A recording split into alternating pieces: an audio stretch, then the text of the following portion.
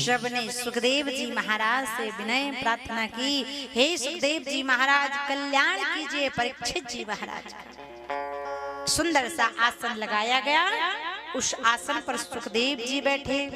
पिबति भागवती रसमाल्यम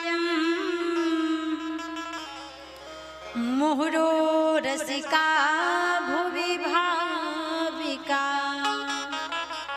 सुंदर आज सुखदेव जी बैठे, तिलक पूजन किया, चरणों को धोकर पाद प्रक्षालन लिया। सुखदेव जी बोले, हे परीक्षित डरो मत, तुम्हारे पास तो अभी 7 दिन है। महाराज खटवांग का तो एक पल में मोक्ष हो गया, तुम्हारे पास तो 7 दिन है। डोंट वरी, बी हैप्पी, चिंता मत करो, प्रसन्नता से बैठो, तुम्हारा कल्याण अवश्य होगा। अब मैं तुम्हें ऐसी भागवत की कथा सुना रहा हूं। भागवत जी एक ऐसा फल है, बोले एक साधारण फल होता है ना, उसमें छिलका भी होता है, गूदा भी होता है, गुठली भी होती है, लेकिन भागवत एक ऐसा फल है जिसमें ना छिलका है, ना गूदा है, ना गुठली है, उसमें केवल और केवल रस है। पीते जाओ, पीते जाओ, पीते जाओ। एक विडंबना हो गई, बोले महाराज श्री सुखदेव जी महाराज राजा परीक्षित को भागवत जी की कथा सुनाने के लिए प्रथम श्लोक गाने जा रहे थे। उसी समय इंद्र चतुराई से काम निकालने वाले हैं। इंद्र